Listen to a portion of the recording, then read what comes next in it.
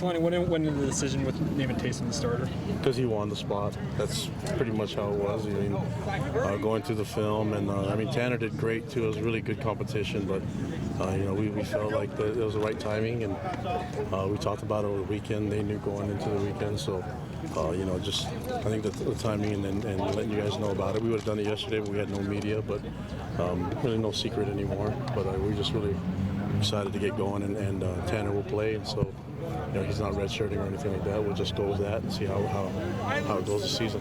What puts Taysom over the top in the competition?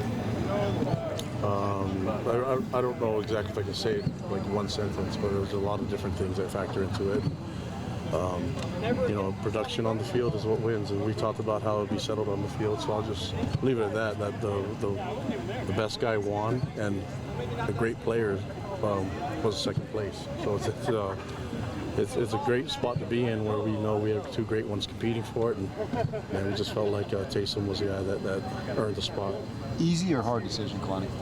Hard decision, really hard, because you know, you have some guys that have good days and bad days, and consistency was one thing that we wanted to look at, and they both were really good consistently. So it's hard for us to sit there and say, okay, maybe the timing isn't correct, but we just felt like this is going to be right.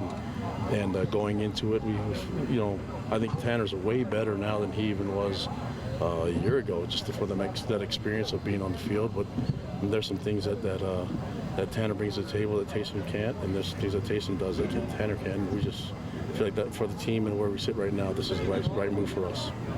Do you feel comfortable with your quarterback situation, having both those guys on the roster? Yeah, who wouldn't? I mean, looking at the guys that we have, I've been saying it since day one that it's a great problem to have, and I don't see it as a problem. I think that you know, having those guys compete and then earn the spot the right way was a way to do it. Now that we're at the moment where, you know, we're close to the game and named a starter, I think this is the right way to handle it. Just settle on the field, and now let's move on and get ready for Arizona. Is the way that Tanner handles it can set a tone that could be a positive direction for the team? Yeah, and you know, going into it, I really wasn't concerned with whoever lost the spot would be a problem. I thought that there would be, you know, either one, whether it's Tanner or Taysom, would have handled it professionally, and that's what we're seeing right now. I mean, that's you know, they both love this school, they love this program, they love playing for BYU. So you know, it's just that's just the way it worked. But whether if the shoe was on the other foot, if it was reversed and Taysom lost the spot to Tanner, I think Taysom would have handled it perfectly and been professional about it, just like Tanner is. The fact that one guy's a fifth-year senior, one guy's a sophomore, has to play into it too. I mean, Tanner's time is still ahead of him. Yeah, and that factors into a little bit, but I mean, when you put it on the field, I think that's the main factor. You know what I mean? So, like I said, you're choosing between great and great, and so and now you have to. Their strengths are different, and so it's hard to compare them. But at the same time, we can't dismiss the fact of the experience behind it all. But I wouldn't say that was the major factor in it. There's a bunch of them, but the most important one was handled on the field. What do you want Tanner to learn being behind Taysom this year? What can Tanner learn from Taysom? Well, all the great quarterbacks that have done it at this school and have done it in the professional ranks, you know, so I think he's already headed there. He's got great maturity about it, and I know that his time will come, you know, and he knows it, and just being able to see what's happened in the past and in history already with quarterbacks that have been here and basically competed and then earned their spot and earned their time, and they flourish. So you really can't go wrong when you have a whole history and tradition behind it at that position. When will you shut down fall camp and start game prep?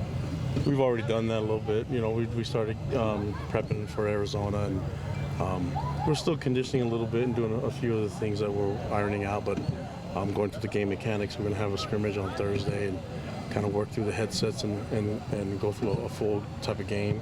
But the physical part has been handled mostly, and I feel really good about where we're at right now. Arizona's keeping their quarterback selection secret, and Rich Rod has joked that he'll do it like a minute before the game. Does that cause any issues for you? Not really. I mean, they have really good quarterbacks, and their system is set so that, you know, the guy has to be able to use his hands, and throw the ball, but it also requires some movement and some athleticism from the quarterback position, being that spread system. So we're preparing for the same guy. We have a great quarterback to give us that look on the scout team right now. So yeah, I think they have a similar problem where they have guys that have the strength and have weaknesses, and whatever suits their team and their format is going to be what Rich Rod's going to go with, and we'll just prep for all of them. Their AD was saying that BYU has sold more tickets to that game. What kind of statement do you think they could make, given what BYU is trying to accomplish conference-wise, if you guys had a huge crowd in that game?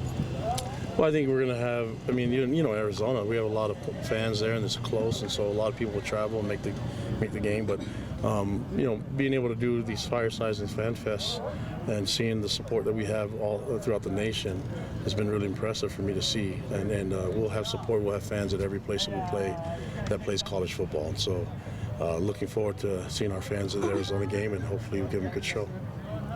With the quarterback position now figured out, do you have other positions on the team that are still up for grabs, or is this depth chart pretty solid right now? The depth chart's working through it. I think the quarterback one was something that we had to just get out there because you guys ask me every day. And so nobody's asking me who the starting, you know, middle linebacker, stuff like that is. So once you start asking that, maybe we'll answer them. But we'd like to have a depth chart out soon, and you can go off of that. There's still some positions that, specifically the opposite corner of Mike Davis. That's one that they're still competing with, and we actually, you know, we're going to have some positions where we're going to play, you know, two guys, just so we can feel who the best guy is. Right now, there's some guys that aren't separating themselves, and so we'll play some really good ones to see who can show in the game. Who's the starting middle linebacker? Well, it's Butch Powell right now. So Smart aleck. with that scrimmage then on Thursday, does that increase the importance of it, given the fact that you have some open competition? Yeah, a little bit, but I think more than anything, the bulk of the practice leading up until probably next week, I'd like to have everything settled on Saturday. That's who's going to be taking the first snap in the Arizona game. But I think for the most part, we just need to see who can we trust to get reps in that game, because it's going to require more than just 11 guys on defense and offense, and that's what we're trying to get to the point now. But you trust that you have guys that you can trust? Yeah. There's a lot of guys there. Just a matter of who's going to be the one rotating in and who's going to be the third. That's what we're dealing with right now. And this is really no different than a lot of other places. And so we're just, you know, we're less than 2 weeks out, and so we're getting to that moment where we got to know who the rotating guys are and who the starting 11 will be. When you chose your quarterback and made that decision, how much did you allow Ty to have autonomy versus your input?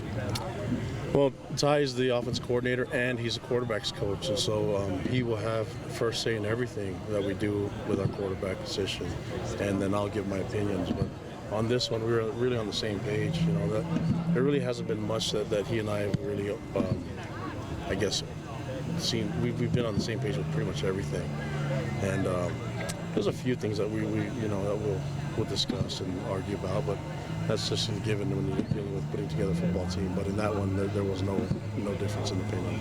And we actually the hard part was that we have really good players. I mean, you got to get the best 11 out there. Only one can sling the ball at the quarterback position. So we just know that Tanner's going to play, and you know, he's not going to redshirt. We're not going to save him.